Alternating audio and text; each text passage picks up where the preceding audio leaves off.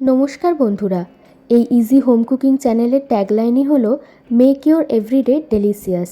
তাই আজও দৈনন্দিন খাবারে থাকে এরকম একটা সবজি দিয়ে একটা সম্পূর্ণ ভিন্ন স্বাদের রেসিপি দেখাতে চলেছি। আশা করি ভিডিওটি থেকে আপনারা উপকৃত হবেন। গরমকালে পটল একটা খুব কমন সবজি, কিন্তু পটল দেখেই যারা নাক সিটকোন তাদের জন্য আজ নিয়ে এসেছি একদম অন্যরকম খেতে দই পটল রেসিপি। ভিডিওটি দেখতে দেখতে আমার চ্যানেলটি একটু সাবস্ক্রাইব করে নেবেন। তো এই নিরামিষ রেসিপিটি বানানোর জন্য আমি বড় সাইজের 12টা পটল নিয়েছি। পটলের ওপর আর নিচের দিকটা এভাবে কেটে নিয়ে গা থেকে খোলাগুলো ছুরির সাহায্যে ঘষে ঘষে এভাবে চেঁচে নেব। খোলাটা এইভাবে ছাড়ালে পটলগুলো কিন্তু ভাজার সময় বা রান্নার সময় ফুলে থাকবে আর নেতিয়ে যাবে না অথবা চুপসে যাবে না। খোলাগুলো ছাড়িয়ে নিয়ে পটলের গায়ে এভাবে তেরচা করে করে চিড়ে দেব, যাতে এই চেরাগুলো দিয়ে মশলাগুলো খুব ভালোভাবে পটলের মধ্যে ঢুকে যেতে পারে। দেখুন, আমি একটু সামনে থেকে দেখানোর চেষ্টা করছি।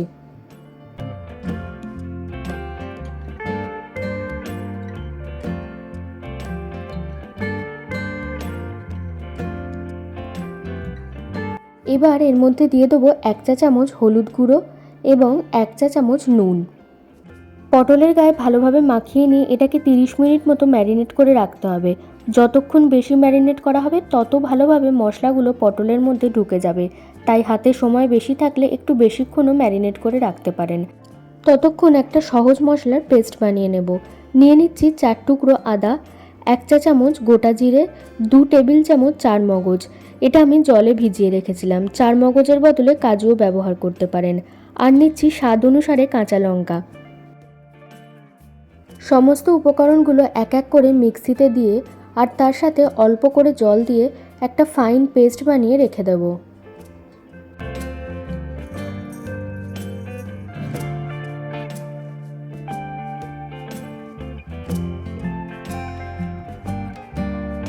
এতক্ষণে পটলগুলো ম্যারিনেট হয়ে গেছে। এবার কড়াইতে বেশ কিছুটা সর্ষের তেল গরম করে তাতে এক এক করে পটলগুলো হালকা করে ভেজে নিতে হবে। লো ফ্লেমে ঢাকা দিয়ে দিয়ে কিন্তু পটলগুলো ভাজবেন, আর এভাবে উল্টে পাল্টে এক একটা সাইড ভেজে নিতে হবে।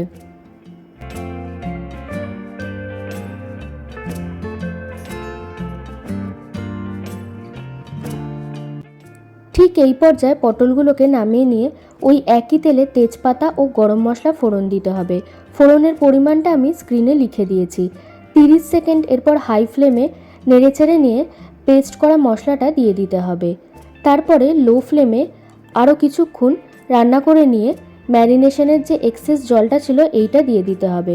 মনে রাখবেন, এই হলুদ জলটা ছাড়া কিন্তু আর কোনো রকম হলুদ এই রান্নায় ব্যবহার করার দরকার নেই। এরপর একে একে দেবো 1/2 চা চামচ জিরে গুঁড়ো, 1/2 চা চামচ ধনে গুঁড়ো, 3 চা চামচ চিনি, 1 চা চামচ নুন, 1/2 চা চামচ কাশ্মীরি লঙ্কার গুঁড়ো। তারপর সমস্ত কিছুকে খুব ভালোভাবে মিশিয়ে নিয়ে 3 থেকে 4 মিনিট মিডিয়াম ফ্লেমে মশলাটাকে কষাতে হবে। এভাবে মশলা থেকে তেল ছেড়ে দেবে, ঠিক সেই সময় দিয়ে দিতে হবে 6 টেবিল চামচ খুব ভালো করে ফ্যাটানো টক দই। মশলার সঙ্গে টক দইটাকে খুব ভালোভাবে মিশিয়ে নিতে হবে। এরপর হাই টু মিডিয়াম ফ্লেমে মিনিট 3-4 মতো রান্না করার পরে যখন কালারটা চেঞ্জ হয়ে আসবে, ঠিক সেই সময় দিয়ে দিতে হবে ভেজে রাখা পটলগুলো। এভাবে এক এক করে পটলগুলোর মধ্যে দিয়ে দেবো এবং মনে রাখবেন এই সময় কিন্তু ফ্লেমটা লোতে রাখতে হবে।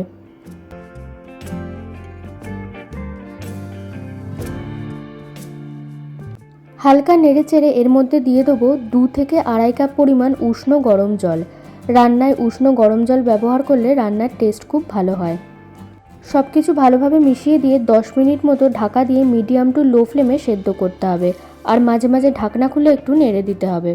10 মিনিট পর ঢাকনা খুলে সামান্য ঘি দিয়ে দিচ্ছি এবং এরপর গ্যাসটা অফ করে দিয়ে 10 মিনিট ঢাকা দিয়ে রাখতে হবে। এতে ঘিয়ের ফ্লেভারটাও রান্নায় খুব ভালোভাবে মিশে যাবে আর গ্রেভিটাও একটু ঘন হয়ে একদম পারফেক্ট পর্যায়ে এসে যাবে। দেখতেই পাচ্ছেন নিরামিষ দই পটল একদম রান্না হয়ে গেছে। এবার আপনাদেরকে ক্লোজ শটে একটু দেখিয়ে দিচ্ছি এর ফাইনাল লুকটা।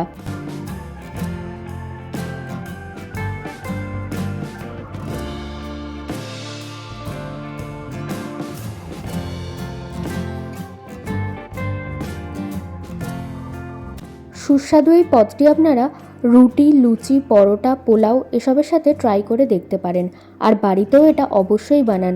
যাতে একঘেয়ে পটলের তরকারি ছেড়ে সবাই এই রেসিপিটির স্বাদ নিতে পারেন।